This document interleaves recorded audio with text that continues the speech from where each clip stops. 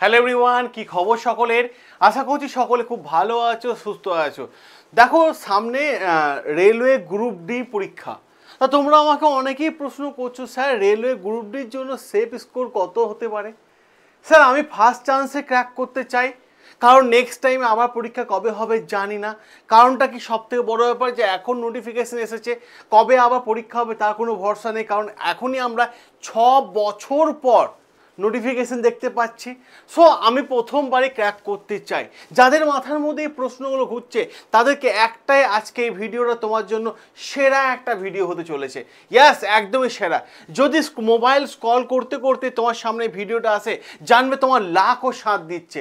আজকে যারা রেলে গ্রুপ ডিকে পাখির চোখ করে নিয়েছো, তারা অবশ্যই এই ভিডিওটা শুরু থেকে শেষ পর্যন্ত দেখো, এবং ভিডিও লাস্টে তোমাদের দারুণ একটা চমক আমি তোমাদের দিয়ে দেবো। দারুণ একটা গুরুত্বপূর্ণ বিষয় বলবো, যেটা আজ পর্যন্ত কোনোদিন ইউটিউবে বলেছি কিনা সেটা আমার সন্দেহ আছে। ক্লিয়ার? এবার প্রশ্ন হচ্ছে, স্যার মক টেস্ট, আমরা রেলওয়ে গ্রুপ ডির জন্য যে মক টেস্ট দেবো, কত টার্গেট রাখবো?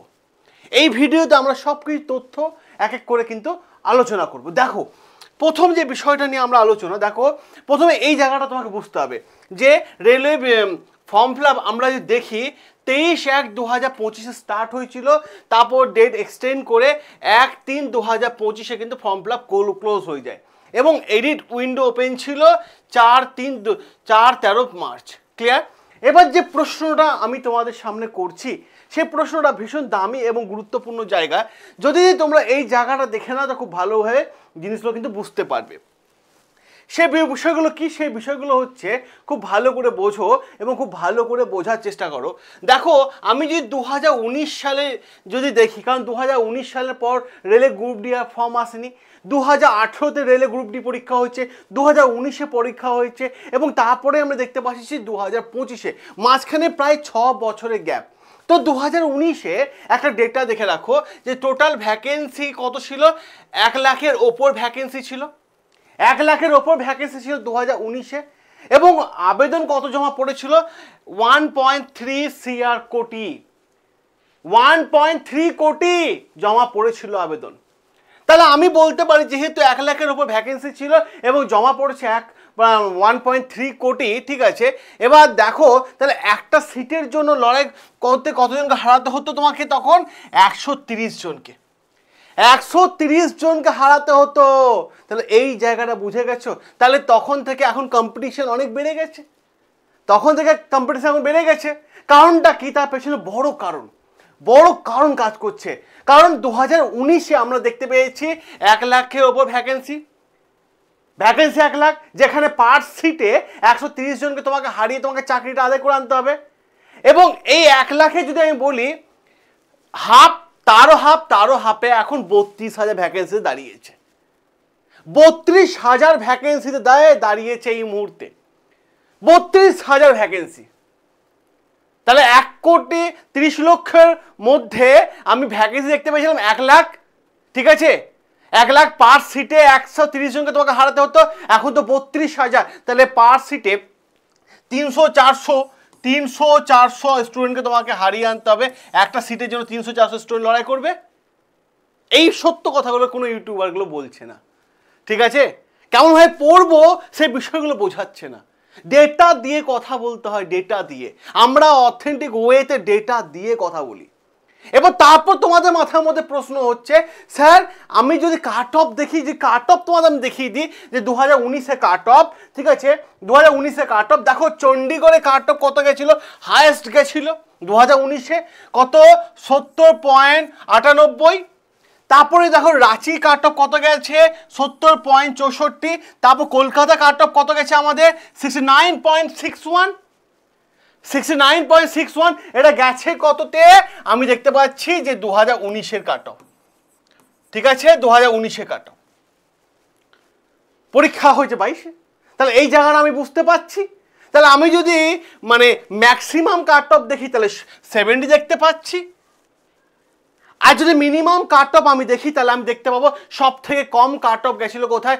ভোপাল, সেকেন্দ্রাবাদে সব থেকে কম কাট অফ গেছিল 57 গেছিল। 57 গেছিল সেকেন্দ্রাবাদে, সব থেকে কম কাট অফ গেছিল।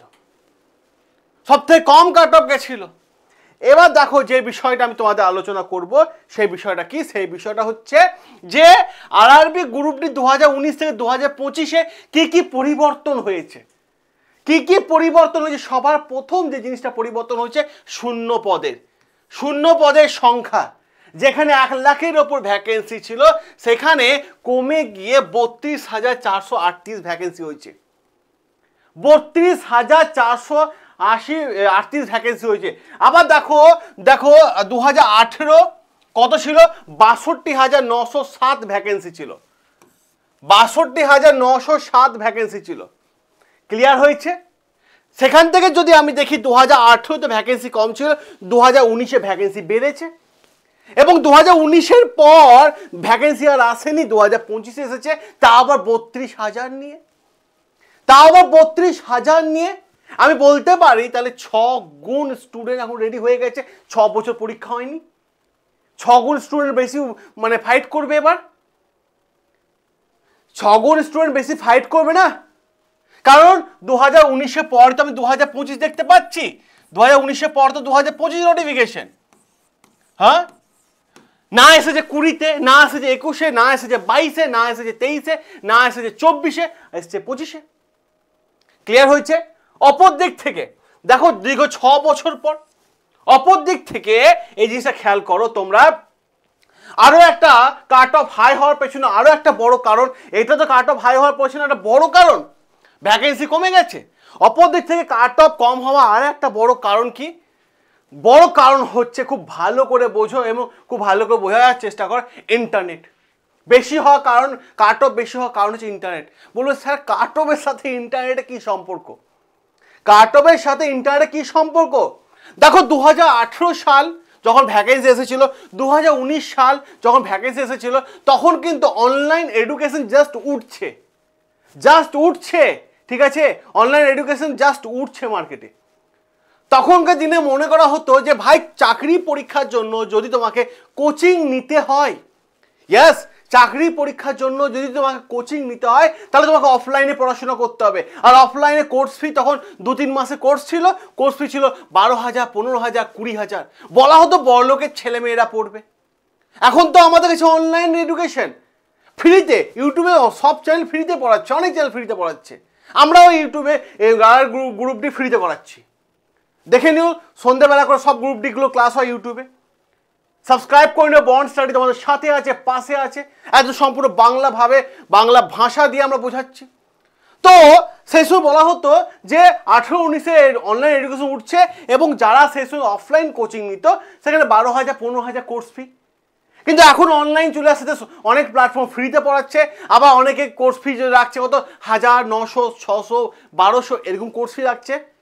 তাহলে কি হচ্ছে, দূরবর্তী গ্রামগুলোতে যেখানে ছেলেমেয়েরা বাড়িতে বসে পড়াশোনা করছে, যেখানে কোচিং নিতে গেলে শহরে যেতে হবে, অত সময় নেই, বাড়িতে বসে পড়াশোনা করছে, এটাও একটা কম্পিটিশন বাড়ছে। এটা খুব ভালো জিনিস, এটাতে আমি সাপোর্ট করলাম যে ভাই হ্যাঁ, যেখানে গ্রামে, আমি নিজে গ্রামের ছেলে হয়ে বলছি যে ভাই একটা সময় কোচিং নিতে গেলে আমাকে শহরে যেতে হতো, এখন বাড়িতে বসে ছেলেমেয়েরা পাচ্ছে,